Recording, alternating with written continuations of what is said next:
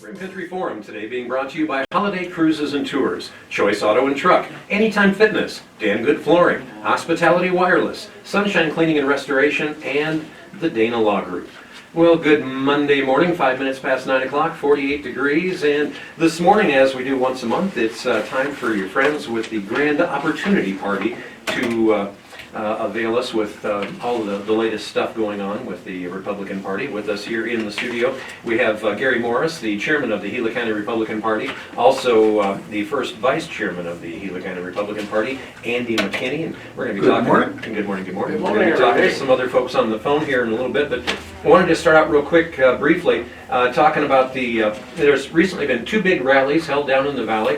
One was President Trump's rally, which that was the big one. Yeah, you mentioned that you were there up front and personal there, and had a great view. Boy, I was amazed. They packed the Coliseum and had still tens of thousands of people outside. There were no seats available, and they were filling the entire floor and the aisleways. It was packed.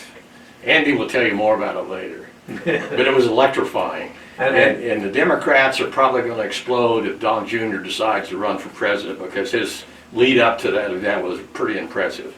You know, one of the things that I thought was interesting in a contrasting way was Bernie Sanders didn't seem to, a few days later when he had his rally there, didn't seem to be attracting those kind of crowds. I mean, no, it was far less. KTR TV news reporter on site declared it, and the video showed it also, that the interior was only about 60% full. Right. Trump had 4 times that number. I was cracking up watching a live feed from a news helicopter outside prior to them opening the doors to the Coliseum, showing what really appeared to be a fairly small crowd waiting outside to get in, but then a Trump helicopter circling, and there were certain hand gestures being offered up by some of the crowd. It was, I got a big tickle out of it, yeah. But that's just me. Well, anyway, we have a lot of different things we want to cover today. First of all, we want to talk, we have a quick interview here to do with Senator Sylvia Allen, and a lot of folks probably familiar with Sylvia Allen, and it's a pleasure to have her on the phone with us today. And we're going to be talking also a little bit later this hour with Walt Blackman, and we got a whole bunch of good things lined up for you for this hour, but I guess we should just go to the phones. And Senator Allen, how are you this morning?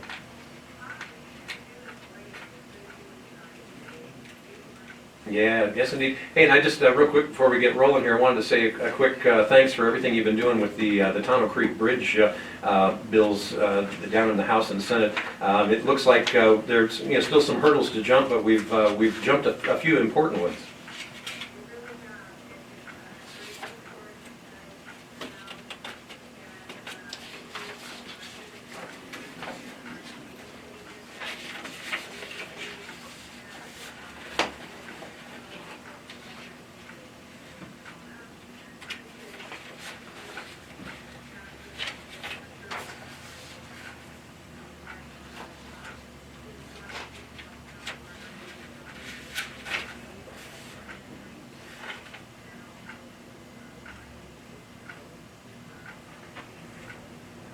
Well, and for people that aren't familiar, Senator Allen represents Legislative District 6, which covers nearly all of Gila County and extends into Coconino and Navajo counties as well.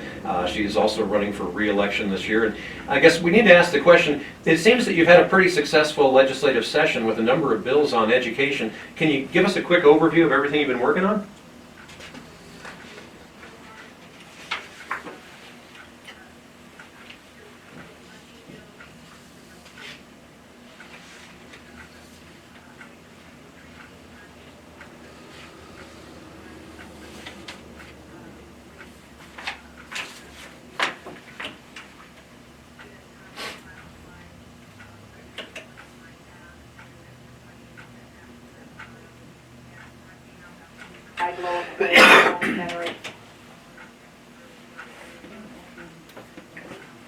I can't hear it, Randy. Nothing. What the schools are having to do to help children with speech impairments or mental health issues. So that's an important bill there for the education community. Another one is we're going to completely restore the additional system funding, which is exactly what it is. It's additional funding that they can use for capital, they can use it for computers and curriculum, and it can just be an additional assistance to them. And we had to cut that funding during the recession, but I have a bill that's going to totally restore that now instead of waiting to restore it over the next 2 and 3 years. So I'm excited about that also. That's going to be very helpful to our education community. And then I've been working on 2 important bills for our parents. And one is Senate Bill 1357. And this bill is having to do with making it more transparent for parents, and to reinstate parents have the responsibility and they have the right to go to school and look at all the curriculum, everything that's being used and offered at the school.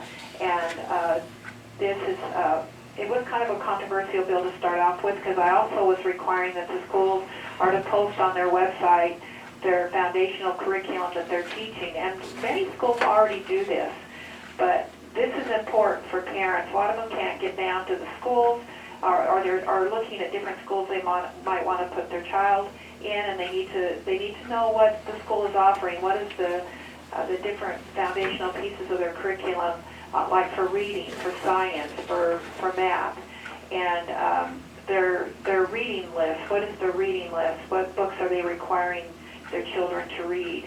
And so that bill is now open. Well, Senator, I see that there's been quite a controversy over the Empowerment Scholarship bill. Can you tell us a little bit about that one? Yes, that is SB 2024, Empowerment Scholarship Qualified Reservation. Last year we gave a 1-year waiver to these Navajo families. Background story: the Navajo children on reservations are all eligible for an Empowerment Scholarship. And so 3 years ago, when Diane Douglas was running the department, she had given a waiver to these 10 children to be able to attend a private school called the Hilltop School. And there's not very, as you know, the Navajo Reservation is very isolated. It's up on the borders. The reservation itself takes in a little portion of Utah, Colorado, and New Mexico. And it's very spread out and rural, and there's not a lot of choice up there. The main choices parents have is just the reservation schools, which many of those schools are failing schools. And for parents that might want to find a different way to educate their children and have that desire, there's not very many choices. Happens to be that this little school is like 2 miles over the state line in New Mexico, but it's still on the Navajo Reservation.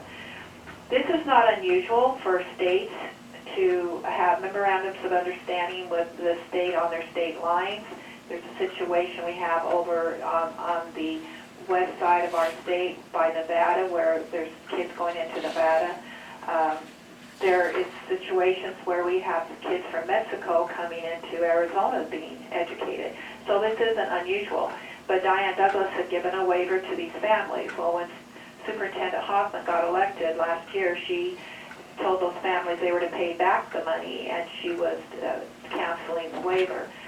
And it was political, and it's political because our superintendent had made no bones about that she was, when she ran for office, that she was against choice. She wants children to have to go to their district school, their neighborhood school, and she's not for choice overall. And she's very close with Save Our Schools, which is a very leftist, Red for Ed teacher union organization that fights to get rid of school choice. And so she denied the waiver. So last year we temporarily allowed the waiver, and this year we came back to make it permanent. And that 2012-24 is reform because a lot of things have happened. The biggest thing that happened is that there was a data breach at the department. There's 7,500 families and have ESA scholarships, and the majority of those, 70% of those, are children with disabilities. This is a program for parents who have children with disabilities to be able to, to either design their own education for their child or to find a private school that is better fits the needs of targeting these children with certain disabilities like autism. Excuse me, Senator Allen, this is Andy McKinney. I want to, excuse me, I want to ask you more on that data breach. As I understand it, the Democrat-run Department of Education handed out the personal and private information on thousands of families, Arizona families, to their political allies in the press and in the lobbying organization Save Our Schools. This is a complete and utter violation of not just ordinary ethics, but also of the law. And the result has been that families with handicapped children have been harassed by Democrat operatives, taking nasty phone calls and so forth. Am I right on this?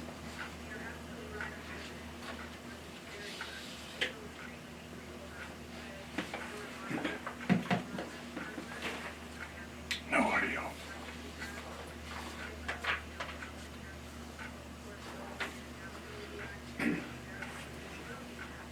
And Senator, when the Laws, and their data should never have been handed out at all. And Senator, under the previous Republican administration of this office, that private and personal information was sacrosanct. Is that correct? Yes, and so now, so it's political to release that. They said they had redacted all the personal information, and that somehow when the data was transferred, that they were that redaction showed. I don't understand the computer stuff, but anyway, they claimed they had redacted it, but then it showed up when it was transferred over. So they claimed. I found out the Wait, excuse me. Don't go. asking for this FOIA request was Ryan Richardson, who ends up being a good friend of Don Thacker, who is very involved in part of Save Our Schools. And then from there, they told the press about getting this. So the press then asked for this data, the Capital Times and the Arizona Republic. And it was all so that politically they can go after this program. And so in my 1224, I was trying to address some of this. And so the reform was put into this bill to try to reform and put a little bit of oversight with the State Board of Education and have an avenue where parents can file an appeal over rulings that the department is doing with the Arizona State Board. Well, consequently, because of that, SOS has taken out papers again, and they're going to put on the ballot again a referendum, a proposition to try to hamper and take away control of the legislature over the ESA program. And so that's going to be a political battle, and already ESA parents, though, are very upset, and they're out trying to help, they're organizing, and they're trying to help inform the public about this new referendum that SOS is going to be doing. The bottom line is this, Andy and Gary. The bottom line is, do we believe that parents have a right to direct the education of their children? And I believe that they do. And Choice in Arizona is giving parents that direction and that ability to find the best place to educate their child. And I can tell you some of these handicapped children are really benefiting from these scholarships. They are thriving because they've been able to have an individually designed education for them that meets their individual needs, which was very difficult in the public schools because the public school is dealing with all children in all situations, and it's very hard to design that at school. Now, many of our disabled children are thriving in our public schools, so that is happening. But for those who aren't, why can't the parents have this choice? That's my question. Oh, thank you, Senator. Can you tell me something about, you have another bill here that's just passed the Senate, SB 1061. Yes, that goes back to parent rights again. We have numerous statutes in Title 15 that are giving parents access to school curriculum, access that if they don't want if there's something that's morally or politically being taught to their children that they are concerned about, they can ask their child to be removed from that. There's things about health questions. There's just so many numerous things listed. Also listed is parents' responsibility to the school and how the parents can get involved in their school and help their school. And parents don't know this because Title 15 is very large. So this bill is simple. It's just asking the Department of Education to take all of these various statutes, there's about 15, and put them in a booklet and have it on their website. Then every school in Arizona is to link to that website on their web page so that a parent can go in and click on that and now review all of their rights that they have in Title 15, and hopefully parents will be more responsible and get more involved in their schools, because that brings me to something I want to bring up about how politically motivated content is displacing academically based instructional materials within some of our schools in Arizona. And there's a 1916 project, it's called, and I'd like to talk about that if that's okay. Sure, we got a couple more minutes, go for it. This 1916 project was the brainchild of a journalist, Nicole Hannah Jones, and it was published in the magazine. Anyway, it developed into this big project, and schools started companies started to develop curriculum, free curriculum resources, and to create an in-class, campus-wide and public events. The 1619 project is reframing American history and shaping our students' views over when America was founded. It says America wasn't really founded in 1776. It was founded in 1619 when the first slave ship landed in America. And so her essay in this project is the American Revolution against Britain was so that we could continue to ensure that slavery would continue. That is why we were founded. Just totally distorts and just sullies our American founding and our American history. And do you think the purpose of that is, gentlemen? The purpose of that is if you destroy the love and trust and understanding in our American young people about America, then it's going to be very easy to feed them a different form of government. They can then, be fed these socialist, progressive, leftist, Marxist principles. So this is very alarming to me, and this is another reason why during 1357, I think transparency, open it up, let the public see what you're teaching.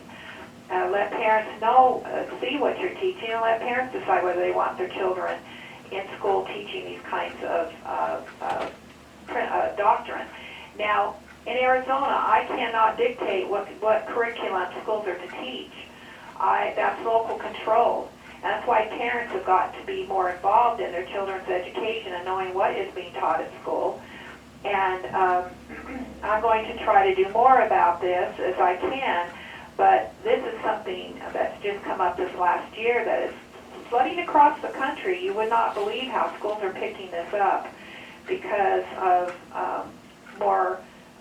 again, they want these kinds of politically motivated content to displace, our academically based instructional materials. And Sylvia, last evening on the Mark Levin show, had a very good program on the 1619 project. As we're closing up, you're also the chairman of the Education Committee, and you're up for re-election. So a question for you, why is it important to have you re-elected for Gila County?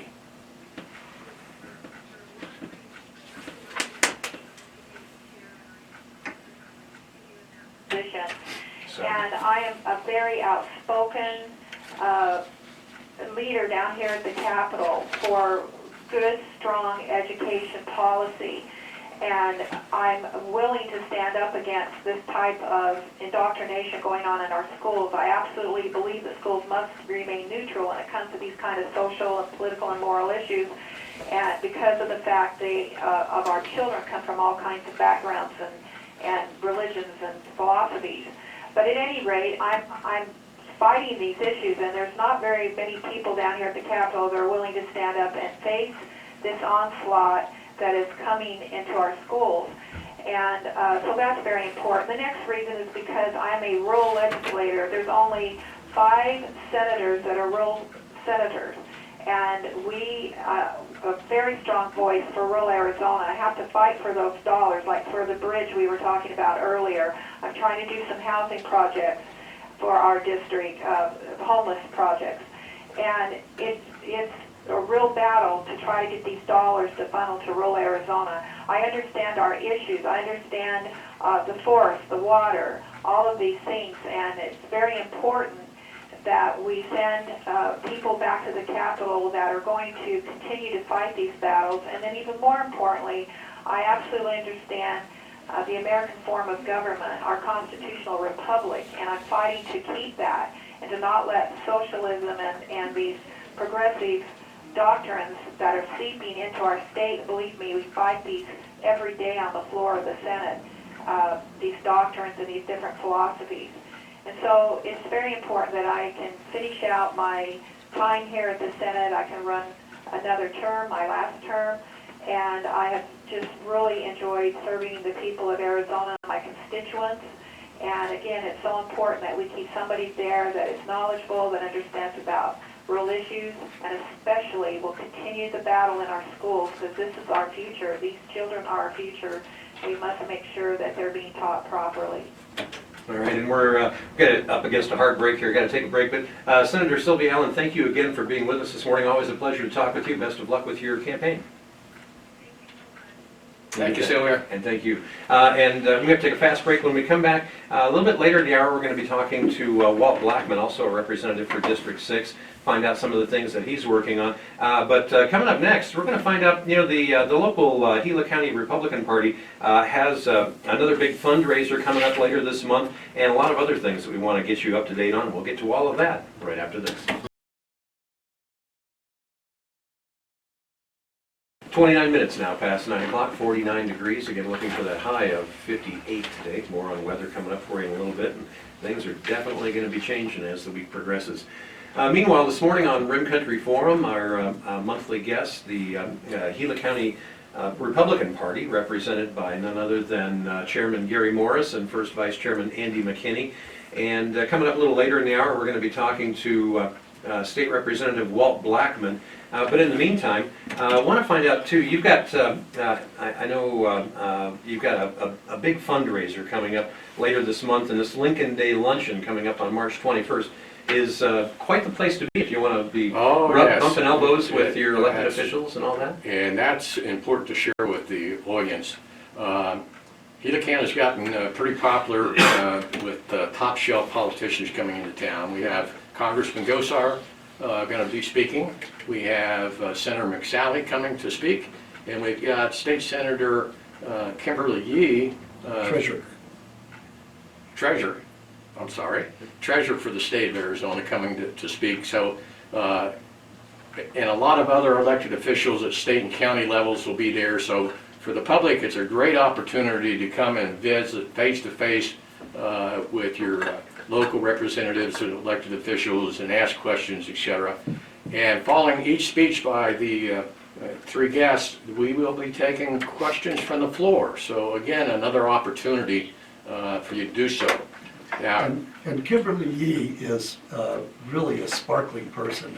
It's so much fun to hear her talk and to enjoy her enthusiasm for America and for her position. And keep in mind too that in Arizona, it's not unusual for the previous treasurer to be the next governor. So that's something to think about too. There we go. there we go. Hey, we got a caller on the line at 29 minutes in front of 10 o'clock. Hi, you're on Rim Country Forum. Good morning. Could you explain a little bit about that transgender bill that just passed? I just read that Ohio did a similar bill.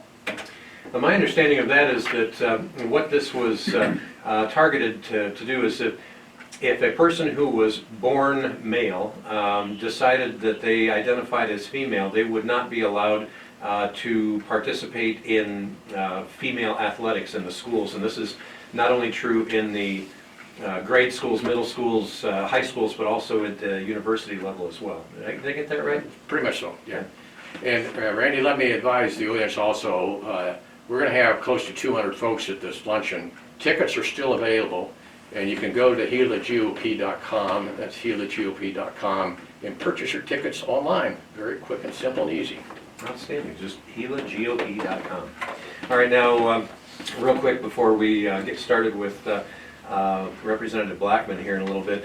Now, the new Gila County Republican headquarters, what's going on with this? Yes, we had to relocate from our previous offices, so we're going to now be at 434 South Beeline. That's on the west side of the road, behind the ERA Realty building. We're transferring stuff from one location to another and fully expect to be open the 1st of April. Wow. Perhaps earlier. And you can come in to register to vote, you can come and get yard signs for candidates and candidate literature, and the biggie is you can purchase Trump merchandise. Hey, what kind of stuff you got? All kinds of stuff. Really? Shirts and hats and... You don't have one of those Trump helicopters that I can fly over Bernie Sanders? That was beautiful, the Trump campaign to do, flying overhead of Bernie. Gotta love it. That was gotta great. love it. And of course, getting everyone registered to vote is also, a big item of priority for everybody. They can do that at the headquarters, but they can also go online to servicearizona.com, servicearizona.com. That's pretty simple to do. You'll need your driver's license to complete that registration. And you were going to say, Andy? Yeah, I'm actually amazed at how many people we are still attracting to the party. Typically, we're knocking out about 20 new registrations a week right here in Payson. Wow, interesting. And that, some of those are brand new people who've never registered before. We registered a couple a week or so ago that were in their early 70s, had never voted in their lives, and wanted to register as Republicans for this next election. And Randy, the last 3 months of last year, we registered 1,833 new voter registrations to Wow. the Republican Party, and many of those were crossovers from the other parties. Wow, very interesting. They're joining the winning team. Now, if a person wants to get more directly involved in Republican politics, I'm being told that running for precinct committeeman is a good idea. Why is that important, and how hard is it to do that? Well, that provides the grassroots influence on the state party. And so we go to the state convention each year and develop platforms. And in turn, that influences the national committee on what we think are the priorities in America. So if you're interested in joining us and getting a little more active and participating on the Gila County Republican Party Committee, you can go to GilaGOP.com. There's phone numbers there to contact me, and we'll be happy to get you connected. Outstanding. Also, of course, the Rim Country Republican Club, you have regular meetings, weekly, don't you? Or monthly, rather? Monthly, yes, Yeah. monthly. On the last Monday of the month, Right? at lunchtime, 11 o'clock at Tiny's restaurant where everybody meets.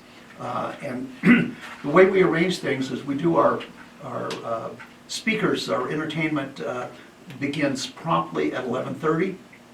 We understand that there are plenty of Republicans that have jobs, so they can come, maybe have a lunch, hear the program, and then skedaddle back to their workplace. And then afterwards, we take care of any club business, that kind of the nuts and bolts of the running of the club will be after that. So show up at 11, little bonhommerie time there. Then 11:30, smack on the dot, we begin the program. And again, that's on the last Monday of each month at Tiny's Restaurant, 600 East Highway 260. But now, as far as weekly meetings, the Payson Tea Party also meets at Tiny's Restaurant, and that's every Tuesday, right? Every Tuesday, 6 p.m.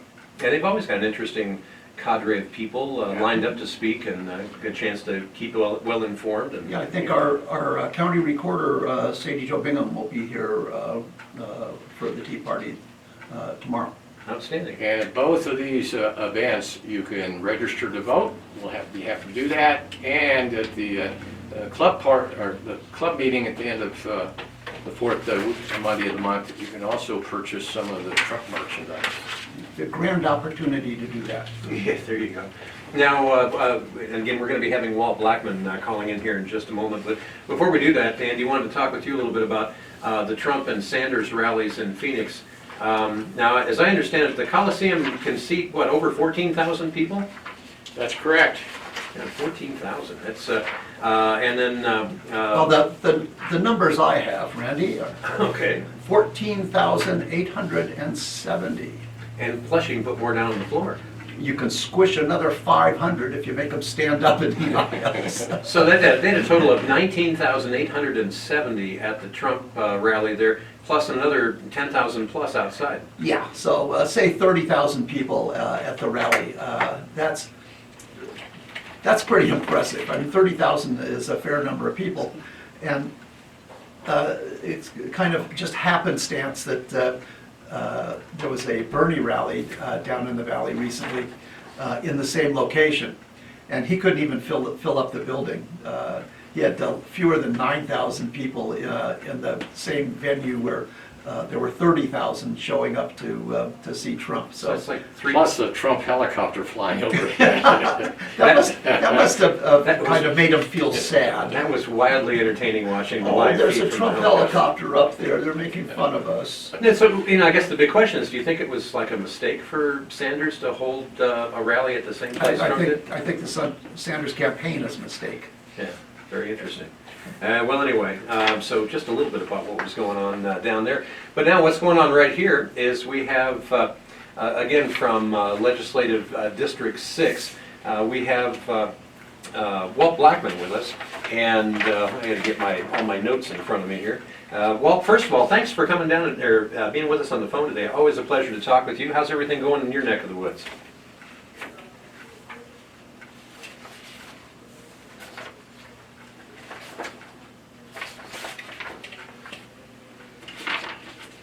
Audio.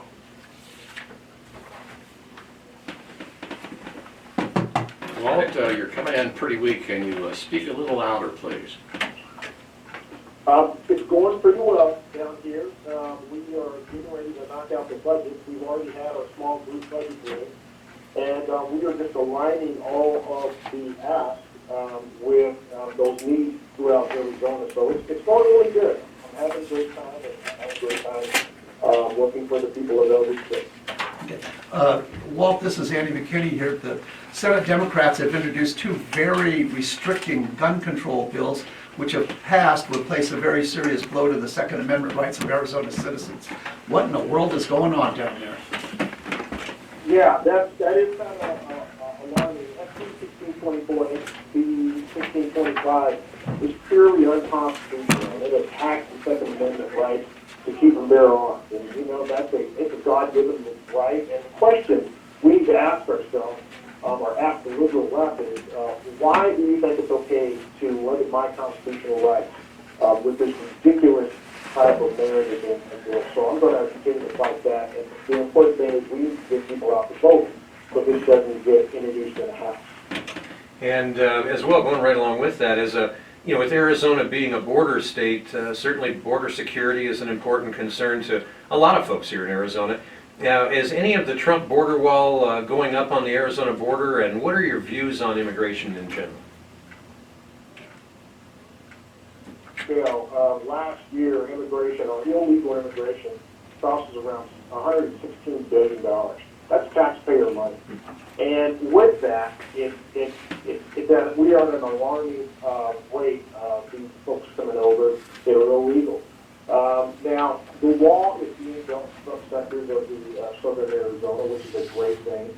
However, President Trump he still has his hands tied as he tries to take care of us and protect us from illegal immigrants. And I'm not just speaking illegal immigrants from Mexico. This applies to those folks coming from Canada or Germany or Switzerland or what have you. If you're illegal and you're costing taxpayers dollars, you need to go back to your country and come over legally. In some of the areas where the wall has gone up, there's been a dramatic reduction in the number of illegal crossings in those areas, so that's got to be positive. Yes, that is. And if we can get that across the the border, that would be great, because then we would see a significant decrease in our whole sector of southern Arizona. So as long as he's able to continue to build that wall and receive the fundings to be able to do it, then I think we're in good shape. But if we lose the Senate at the federal level, then he's going to have a hard time pushing any kind of legislation through, to include continued work on the border wall. Well, Walt, the Trump economy is just ripping along close to 300,000 new jobs already this year. How's that affecting here in Arizona? Are we getting a boom effect here in Arizona as well? Nationally and in Arizona, unemployment is down. Black unemployment is at a record low. Our GDP here in the state is going through the roof. Arizona, we have more jobs than people to fill them. And when we're talking international trade with Arizona, I was part of a trade office that opened up in Israel. We're looking at $41.7 billion of international trade imports and exports to Arizona. So as a result of President Trump's initiative with the economy, all the states are doing a lot better off than they would under a Democrat type of leadership up there in Washington. So I'm thankful for his leadership, and we'll continue to watch and help the economy grow here in Arizona. Outstanding. Now, another question, healthcare, obviously important to all Americans, and President Trump has been successfully implementing improved healthcare programs, but nearly every Democrat and at all levels is advocating Medicare for all or other free healthcare. In your opinion, how's that going to work? Well, I'll tell you, and it may sound kind of cold, but nowhere in the Declaration of Independence does it say that, that people have a right to health care. That's, because I'm a constitutionalist and that's what I see it. If a person doesn't have auto insurance, is it my responsibility to pay for their auto insurance? So I look at it like that. Now, there are folks that need health insurance. But health care for all is not the answer. The narrative from the left is they want health care for all, which is going to cost over $16 trillion added to our $22 trillion deficit. And that trickles down to everyday taxpayers. Not the 2% that Bernie Sanders is pushing, nor or the rest of the liberal left. So we need to come up with a method to solve this. However, health care for all is not the answer, and that's proven through the failed Obamacare. Walt, the Democrat, in fact, I think every single one of the Democrat presidential candidates is advocating that as soon as a person from another country manages to sneak over the border in the dark of night, that they're automatically entitled to having the United States taxpayers take care of their health needs absolutely for free. How is it that the Democrats think that Americans need to pay for the health care of illegal aliens? I can't wrap my head around that. Yeah, neither can I. And that's just bad all around. How can we as a nation offer health care to millions of illegal immigrants or illegal aliens, but not to our own people? And worse yet, not to the millions of veterans who have served this country that are going without health care. I think the liberal left, they have their priorities backwards. We need to take care of the people that are citizens in this country before we start trying to take care and with our tax dollars folks that are illegal. So I'm a firm no on that, and the 2% is not just going to pay for that. It's going to be everyday taxpayers like you and I. And Walt, one of the things that Democrats are whining about is reduction in Medicaid across the country, including Arizona. And one of the reasons that they're reducing the budget is the Trump economy is getting people employed with employer insurance. So the Trump administration is basically trying to match the need to available funds. So I have a question for you. You're running for re-election. So can you tell all our listeners how the primary election selects candidates to move on to the November election? Well, hey, Gary, thanks for that question, and I do appreciate that.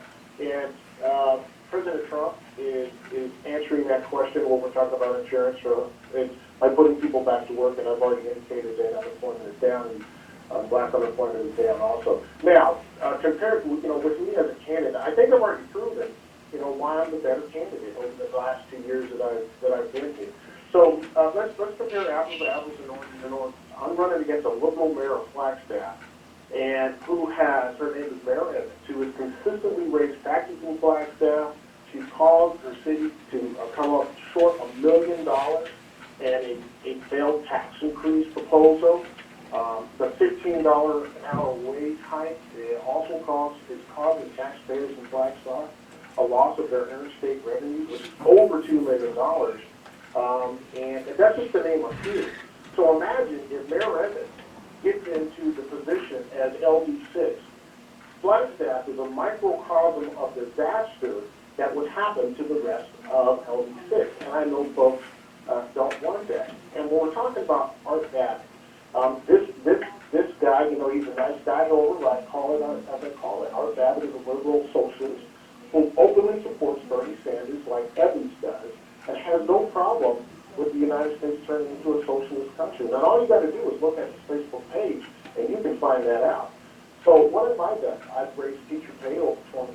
I've balanced the budget last year of $10.8 billion without raising taxes. I'll balance the budget this year of $11.8 billion without raising taxes.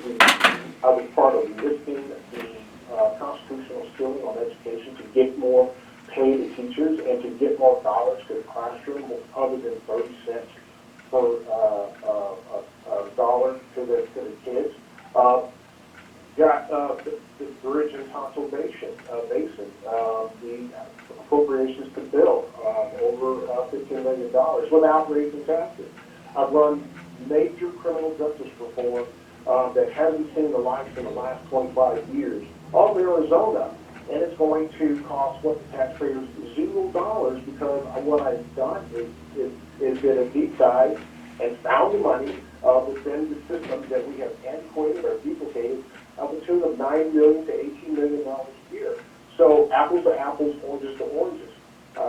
I think I know that my record speaks for itself, and that's all we have to do is look at the record. And if folks want higher taxes, a failed economy, a failed district, then go with a socialist type of Bernie Sanders or Evans.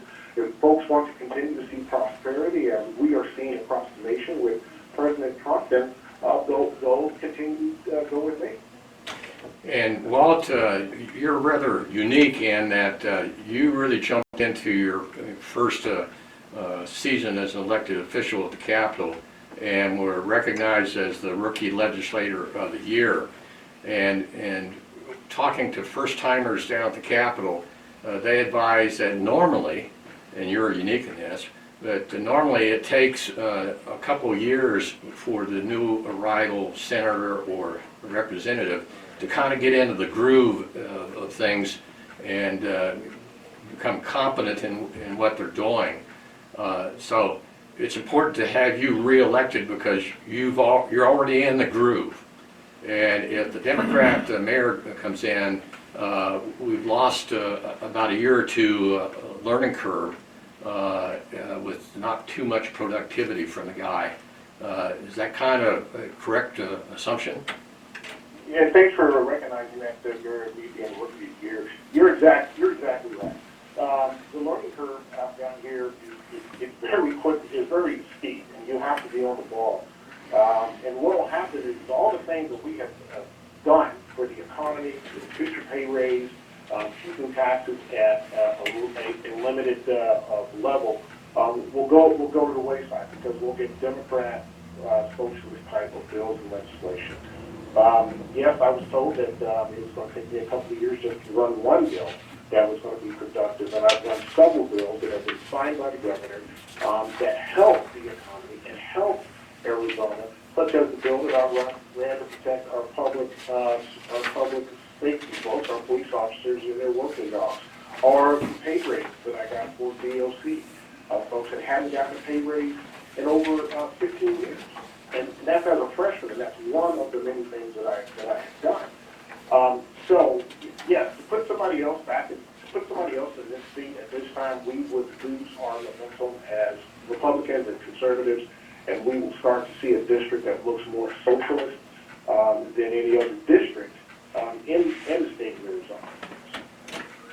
Both Republican and also, I would ask that people continue to have confidence in me and send me back to the Capitol to be their legislator. You got my vote, Walt. And Walt, on a personal note, thanks for everything you're doing on that Tonto Creek bill. As someone who will probably be stuck on the other side of the creek later this week, we appreciate your help. And we have to take a fast break, and we're going to come back and wrap things up. Again, if you just tuned in, talking this morning with Gary Morris and Andy McKinney about basically the Grand Opportunity Party and all the things that they're working on. If you have a comment or question, we'd invite your phone calls as well. The number to call, 474-2427. More to come after these words.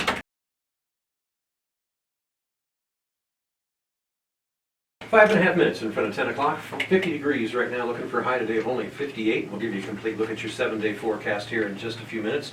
Meanwhile, this morning on Rim Country Forum, talking with the chairman of the Gila County Republican Party, Gary Morris, also First Vice Chairman Andy McKinney, and taking calls from you at 474-2427. I want to just remind people again, coming up later this month, the Lincoln Day Luncheon on March 21st. And Gary, one of the things we were just talking about during the break there is, as we had in KMOG News this morning, Paul Gosar is actually under home quarantine, self-quarantine right now, because he actually met somebody at the CPAC conference that has tested positive and is now hospitalized. He, as we mentioned in the news this morning, no symptoms or anything by he or any of his staff, but just out of an abundance of caution, staying home for 14 days. But that'll still get him back to pacing here in time for the Lincoln. Yeah, if you take a look at the 14-day incubation period, that's the period when by the end of 14 days either you have it or you don't.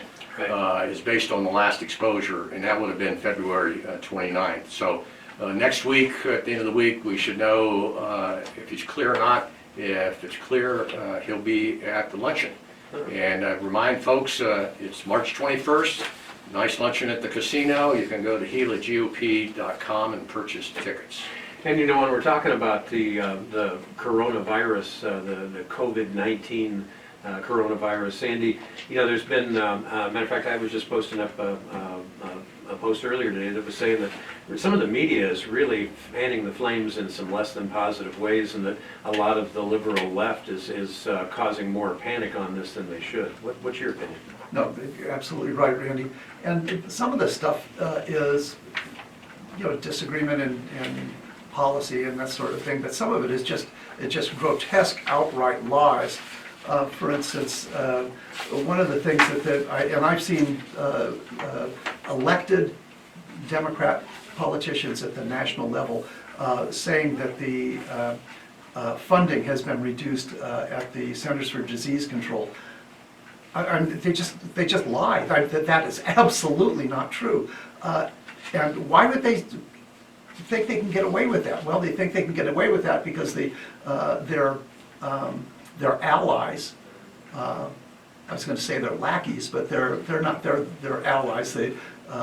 Nearly all of the national media people are members of the Democrat Party, and they all answer to the Democrat line. And more to the point is they cover the lies of these Democrat politicians. It's just awful. It seems like they're doing anything they can to make Trump look as bad as well. possible. You remember they resist by any means necessary. Right. Well, one of the means necessary is to make grotesque lies, and in the hope of panicking the people. In fact, what happened as soon as we found out there was something amiss in China, Trump turned off the airplanes going into that province, and when we talk about these provinces in China, most of them are as populous or more populous in a single province than any given country in Europe. So, we're talking about huge accumulations of people. Well, and actually, I mean, isn't Trump shutting down air travel back and forth to there? Isn't it like the first president in history to do such a thing? Nobody else has shut off the air travel between the United States and a country suffering from a contagion. Never. And Andy, just as a comparison with the swine flu 15 years ago, or 10 years ago when Obama was in office, 6 months transpired and more than 1,000 deaths occurred before Obama declared swine flu a national emergency. And Trump has already moved to that level. Delayed on Obama's part, rapid, prompt, and correct action by President Trump is certainly causing a decline. And a complete distortion of both of those true facts by the Democrat Party and their flacks in the media. Shameful and dangerous. Well, unfortunately, that's all the time we have this morning for Rim Country Forum. Don't forget the Lincoln Day Luncheon coming up here in Payson on March 21st. Just go to GilaGOP.com to purchase tickets for that. And Rim Country Forum today has been brought to you by the good folks at the Dana Law Group, Sunshine Cleaning and Restoration, Hospitality Wireless, Dan Good Flooring, Anytime Fitness, Choice Auto and Truck, and Holiday Cruises and Tours. Well, coming up on 10 o'clock, 50 degrees right now. Looking for a high only reaching 50.